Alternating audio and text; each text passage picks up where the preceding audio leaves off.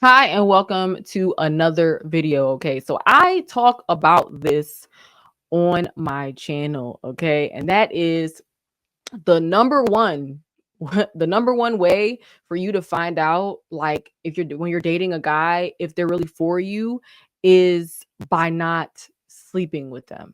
Okay, close your legs, open up your Bible. But I ran across this video. It says she's celibate, so her date ghosted her.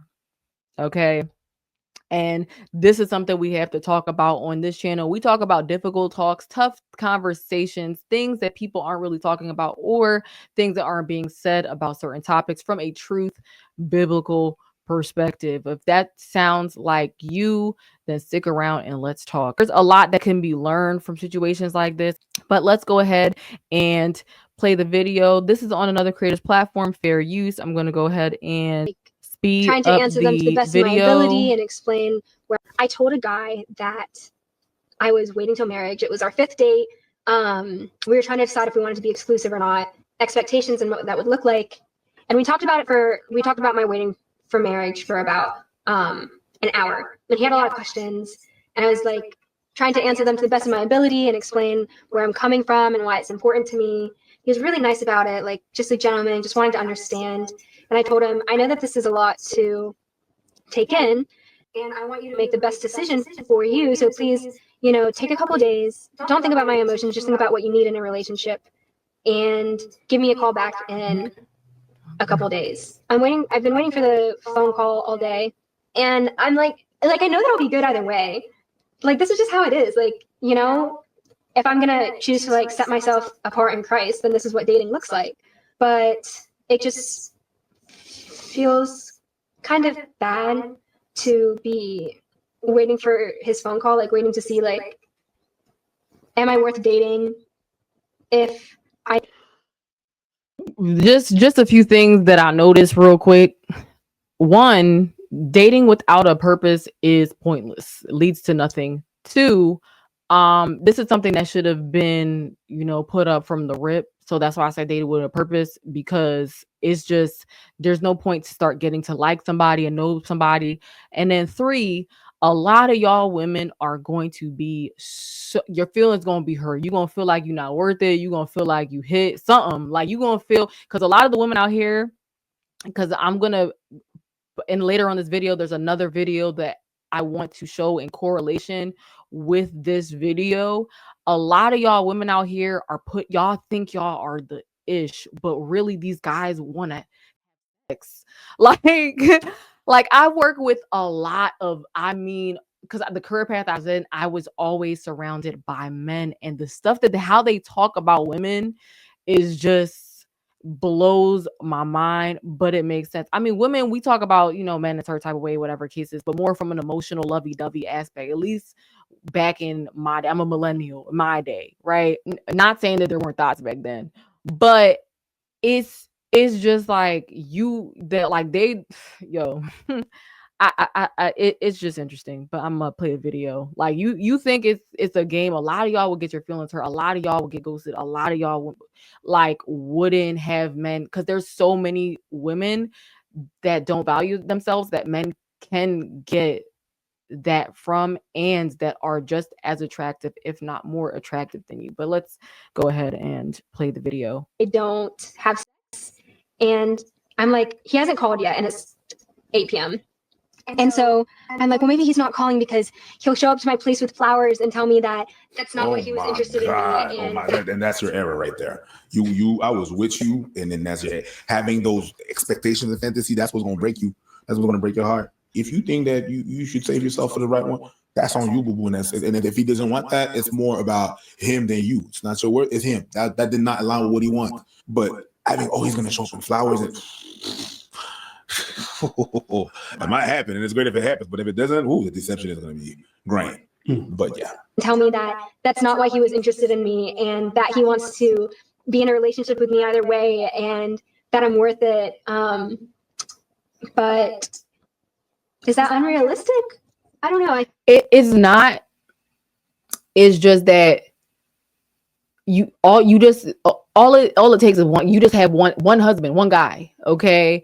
And when it comes to the Lord, All right, because I don't know. I'm not saying that this woman is walking in the real truth, because there's that religious stuff, and then there's the people that are really following Christ. One of the things that I've noticed is like, we not so really supposed to be looking for each other and think, no, not saying you're not going to pursue somebody, whatever. That's not what I'm saying, but seeking God, because he will give you the person that you're supposed to be with. Okay, he will make that happen if it is in his will.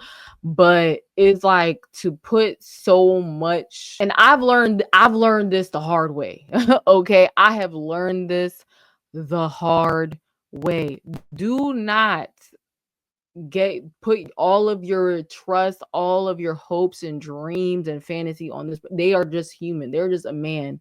They're for men, they're just a woman at the end of the day, one step at a time. But something that should have been notified from the rip to save your feelings was that what type of time are you in? Because we're in a world where people are doing things outside of marriage, and they are just wanting to feel something that is warm, and to fill a void that, and for women, fill a void that can't be filled unless it's from the Lord. So, because it's something spiritual, which is the Most High. I just wish that I was worth a big gesture, because right now I don't even know if I'm worth a phone call, and it hurts a little bit. But like, either way, I'll be fine. Yeah, it's gonna restrict the people that are gonna be able to accept that. But I mean, you don't want those people quote unquote to your face. That's not what you're really looking for. Rejection stings. It does. Even if those is because of those barriers, and those barriers are set by you, when it's like, oh yeah, it's a no for me. That's yeah. It's still it's a possibility that stings. It's more about him, not in a bad way. Just like, oh, it's about him. That rejection is about him. He does not align with what you want. Move on. It might be harder to find your match and find someone that's gonna align with that. And things that are challenging, things that are difficult, things are worth it in the end. Okay, these are things I wish I had known. That's why I had put it on me. It's another book, Value Your Virtue, if you want to check that out, because there's a lot, these youths know a lot about things they're not supposed to know about early on, that they don't know nothing about, if you know what I mean. But that's the stuff that gets people in trouble. It's like handing the keys to a Porsche to a 9-year-old. Like, they're gonna crash out. Like, and people need to understand that, like, to put all your hopes and dreams and then put your worth in the hands of somebody else. Y'all gotta stop doing that. Okay, y'all gotta stop doing that, because there's parts of me, and I still say this to this day, that wish I never even had sex. If you're not with your husband, and because I've never experienced being with someone who actually truly deeply like, you know what I'm saying, when you're both in love and stuff like that, like, I have not experienced that, therefore it wasn't worth even having.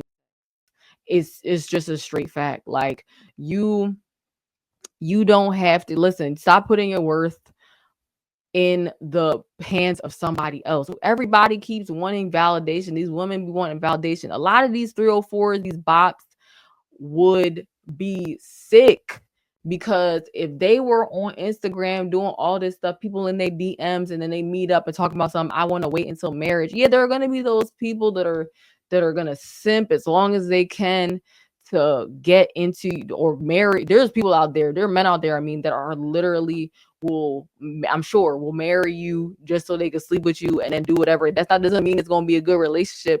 But a lot of y'all would be very, very hurt, because you put in a lot of these men, they just want to have sex with you.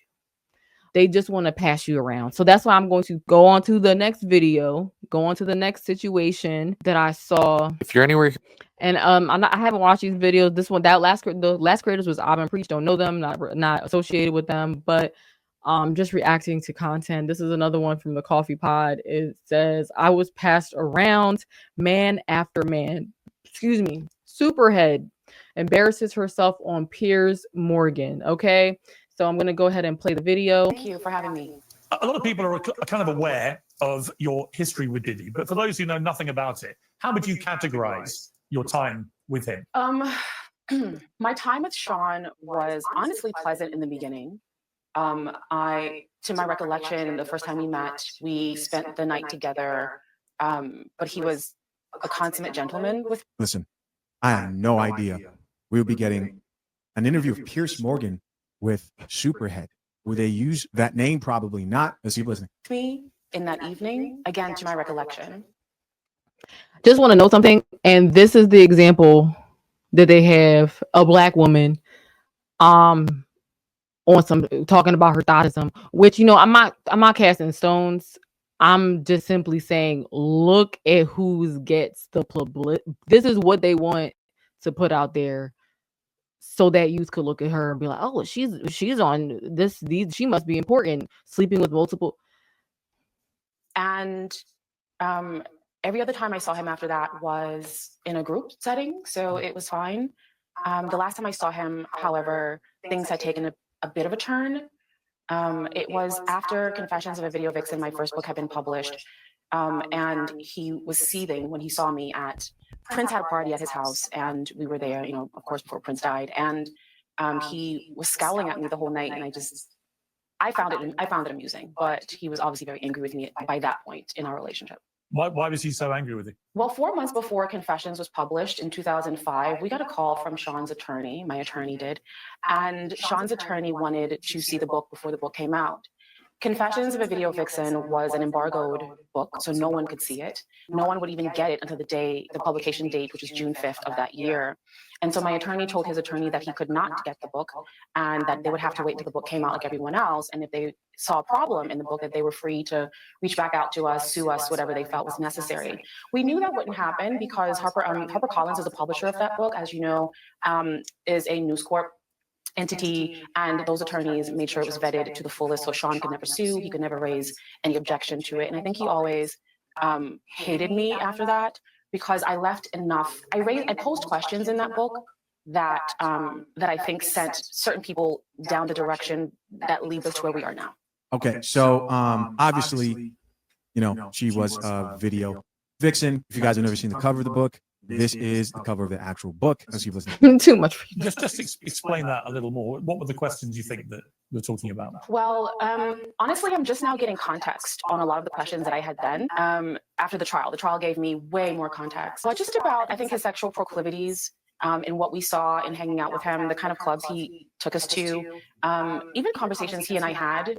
One in particular where I didn't understand it at the time. And honestly, Piers, I'm getting new understanding about this line of questioning. I wrote about this in Confessions where my boyfriend and I at the time had gone to his home for New Year's Eve, Christmas, New Year's Eve kind of festivities. And he pulled me to the side and was just like, we're friends, right? You know, we're friends. All pagan holidays, don't do it. Friends. And I was like, yeah, we're friends. And like, we're good. And I'm like, yeah, we're good. And I couldn't figure out what he meant. And I wrote about this where I didn't know what he was talking about. And he just kind of went on to say, you know, I have kids, I have a mom, and if anything got out, it would really hurt them. 6.5 hours later. But he was very afraid that I would say something in the book. And honestly, I think he never contacted us back because what he thought I was going to say, I did not say, possibly because I didn't remember it. What do you think he was fearful of you saying? I'm thinking she's going to say that he is gay, right? Because we all know that Diddy's gay now. One of the things, at least. I have to be honest, Piers. You know, in booking this time with you today, and your producer asked me to kind of send over some pages from the book, I hadn't read Confessions since I wrote it, and I read it for the audio version, and that was 2005. It's been 20 years since I read this book. In reading what I sent over, which is what I just described to you right now, I wonder a lot of things. He was so afraid that I knew something, and I was confused because the only time that we had together prior to this conversation was alone time at his home, wherein I felt we had a good time. I didn't know, you know, he didn't come on to me. It was very platonic, I thought. So I was confused as to what was it? And so I have to admit, my mind kind of races now that I have more context of his proclivities and what he's capable of. She's not saying anything. And the other thing too is, am I wrong? They sound like they only slept together once, right? This wasn't like an ongoing relationship that they had. But she really hasn't said anything. What is there to hide? If you knew something, then say what you thought. I don't get what's going on here. Of what he was so afraid of, what he thought I knew, or what he thought I remembered. I mean, in the book, you talk about the first time you met Diddy in a nightclub at 3 a.m. You said, right there in front of me, Diddy and Gotti, who was the Murder Inc. Records boss of Gotti, made arrangements to send me to Diddy's house in 1 hour. It was 4 a.m. I turned up to Diddy's home in my SUV. There were security guards in the driveway, all dressed in dark suits with their hands in front of them. They had been expecting me. The things that went on when Gotti and I were together are almost unimaginable to me now. But in the haze of drugs and liquor, it all seemed all right. I was being used over and over again, man after man, all friends and acquaintances of Gotti's. I quickly became Gotti's showpiece. He would turn other people in the industry onto me. I was his party favor. Whenever there was anyone Gotti wanted to impress, he'd send them to me and I'd take care of them. Let's be honest, who didn't know that this was happening to Superhead, right? You don't get a nickname like Superhead Right. in the music industry without building some form of reputation. But actually hearing it and her saying man after man in the mix of drugs or whatever was involved, getting passed around makes it more real. So the reason why I'm even like looking at this, because I know that some stuff happened, whatever, and why it correlates to the first video is a lot of women need to understand, like, you're not special because a man is talking to you. You're special when he chooses you, like for the rest of his life, when he claims you, when he decides to implant seeds in you and take care of them with you and them. Like, you know what I'm saying? Being a wife is so, and I've had that moment of where I was literally preparing to get married, and that feeling was like, God knows what he's doing, y'all. Okay. Why be this woman who is easily accessible by come on.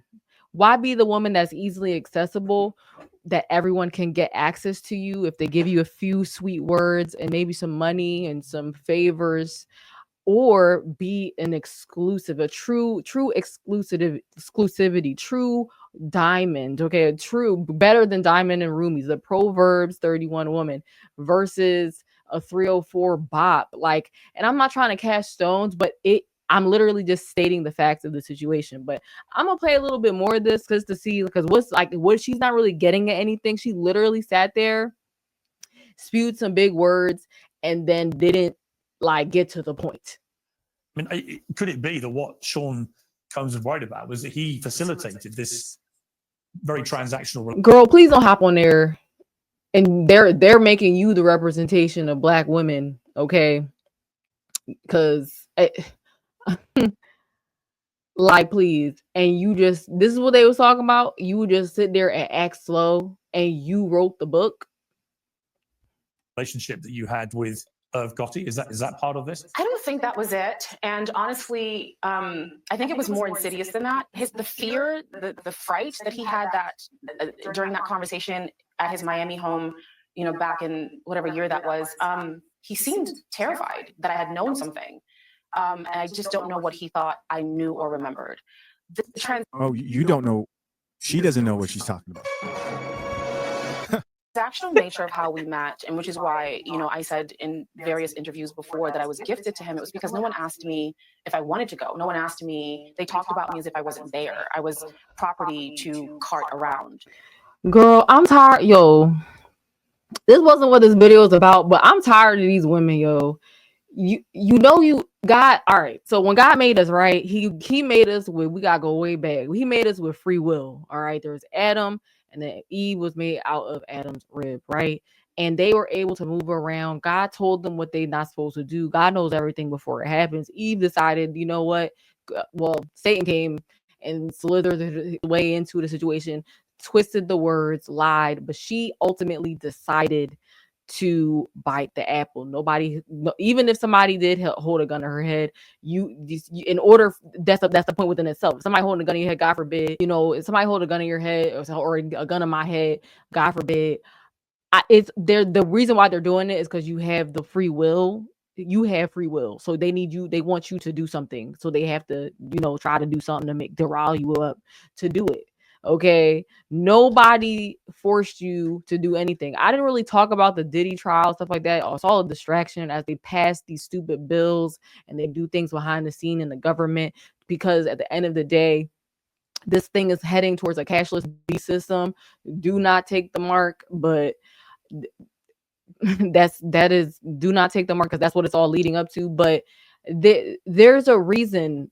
Like, you could have said no. The whole Cassie thing, not for one moment did I think that woman was a victim. Okay, Cassie, she knew what she was doing. Okay, she was a me and you now.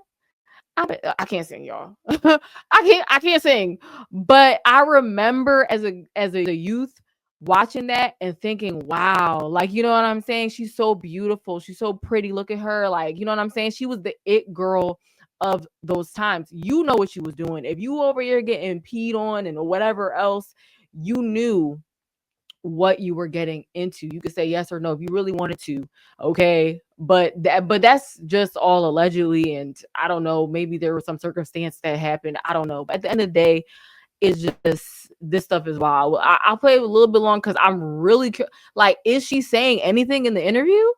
And that's what they did. If they would have asked me, I still would have gone. So I didn't hold any objection at the time because I would have still done it. Being 21 and it's Diddy and we're having fun and it's just a Saturday night out in LA. The reason I freely go in on her is because she clearly, like, as you can see, hasn't learned anything talking about someone. It's because you're 21 and it's Diddy. Who cares?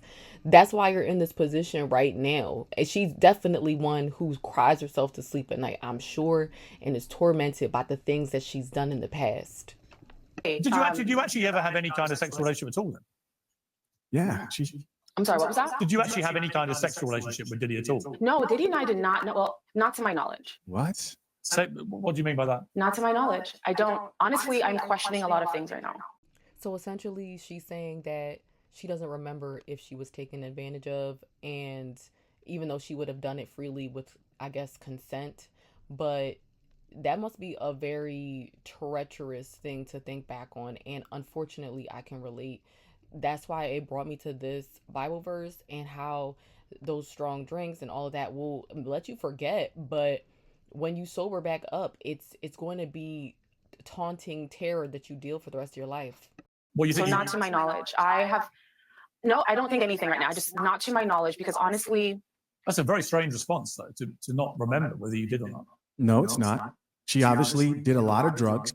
Yeah, she did a lot of drugs and stuff. I was about to say that, but because she wasn't saying anything for real in the beginning. But if she's going on and saying like that, I don't remember. This woman was, and I even trying to come at her, but she was really run through. Like she chose, like she just said. You know what I'm saying? I have some more, like a little bit more respect for her in terms of at least she's just saying that she chose to do like these things. It is what it is. And respect, I use that very loosely. Like, but at least you could just own up and say, yeah, you chose that. Would get blacked out, wasted, or drunk, whatever she did. She's pretty much saying, guy after guy, she doesn't remember. It could have happened. Who knows? yeah, isn't it? It is. Yeah, it is. Because honestly, Piers, before I went through my text, again, I hadn't read Confessions in 20 years. I wrote it. It was painful to write. So I never wanted to re-traumatize myself and go through those years again. And think about this. I'm a middle woman, peep, okay? She doesn't want to relive those traumatizing years, okay? 304 equals trauma. aged woman at this point. I don't want to go back into my 20s and see what happened. But in gathering information for this interview here, reading that passage again for the first time in 20 years, I questioned a lot of things like, well, why was he so afraid? And why did he try to, make my boyfriend feel as if I wasn't trustworthy? And do you think he took advantage of you when you were under the influence of alcohol and drugs? I don't know. Honestly, I don't know. But do you feel that's the case now from everything you've read? Honestly, yes. Given the context, now that I know, because again, I never knew any of these things about him before. So the things that I learned in the trial, I did not know. I never saw that side of him. I did not know. I never understood. And again, in 2005, when I published Confessions, it says I didn't understand why he was so fearful of me, because our time together was pleasant. And I was like, wait, what is he so afraid of? What does he not want me to tell? I didn't see anything at that point. At that point, I hadn't seen anything. At that point, we had, I thought, just a friendly, platonic night together. So I was confused then. And 20 years later, I'm confused now. Yeah, what I'm getting so far is that she definitely sounds like she's alluding to maybe Diddy did do something to her. Yeah, so that's essentially what it is. And on top of that, the devil is confusion, y'all. Do you want to be going back into your past, wondering and being confused about certain situations? There's certain situations that not really this exact situation, but that I'm confused about that this because of the choices and the persons that I chose.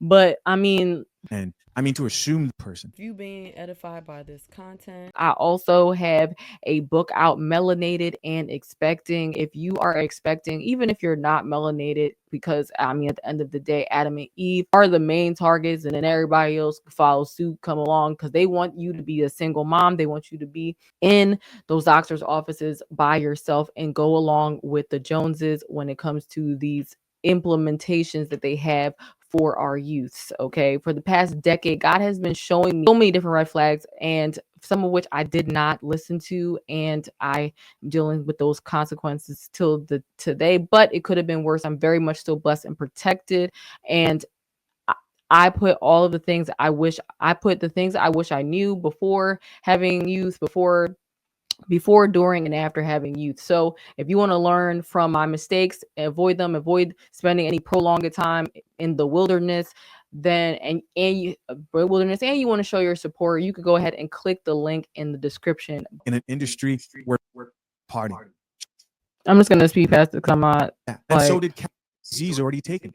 Why the choices Jay-Z or Diddy? Why do you have to go through the consequences of toxic decisions that result in trauma for you to finally say, all right, let me now go date somebody like Alex Fine? It's that type of mentality of always putting money first that exposes a lot of these chicks to rich men who unfortunately have their way when they meet them. So to my knowledge, I've never had sex with Sean Combs. We never had that kind of relationship.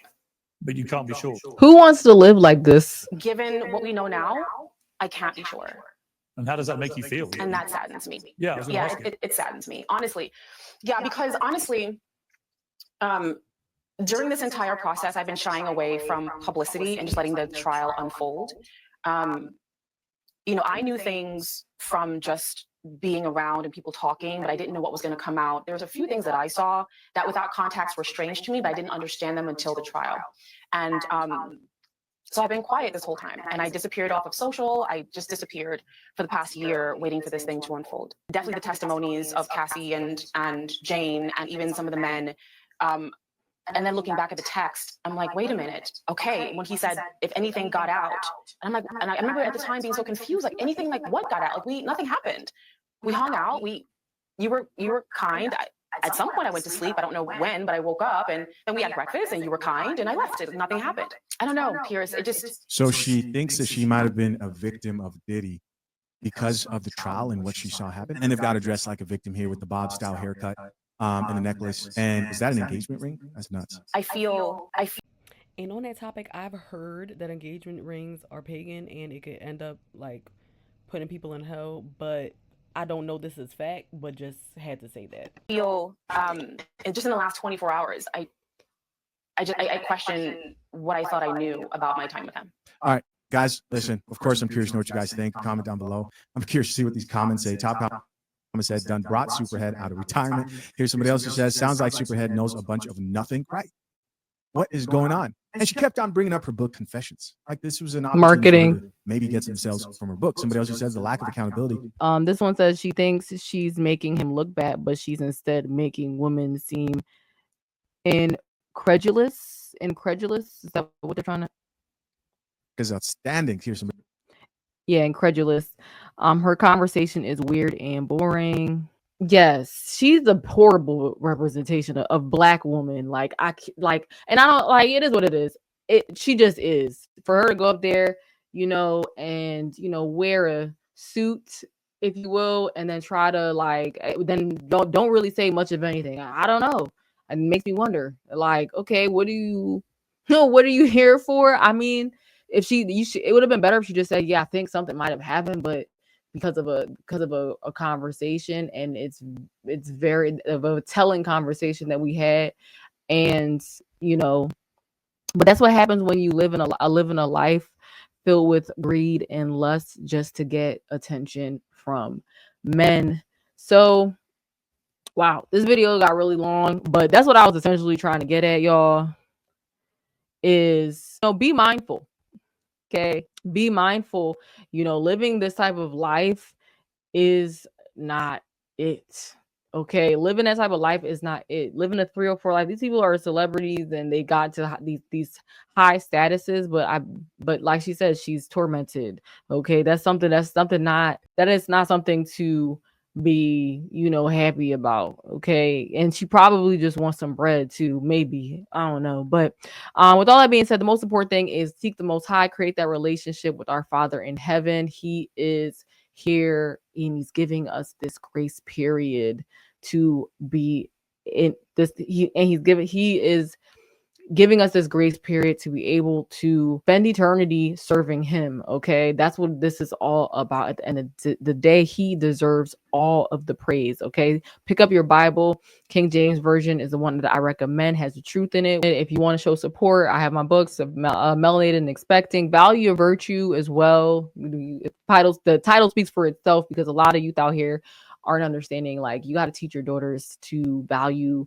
their bodies. Your body is God's temple, and if you're polluting it, it's gonna hurt you, and it's gonna hurt you long term. Okay, you aren't gonna be this super, even though she's definitely still an attractive woman, but you're not gonna look a certain type of way your whole entire life if you are graced enough to live that long. Like, eventually when the attention dries up and nobody is checking for you, you now still have to face yourself and look yourself in the mirror. Okay, so with all that being said, stay sober minded on these spiritual streets. Peace.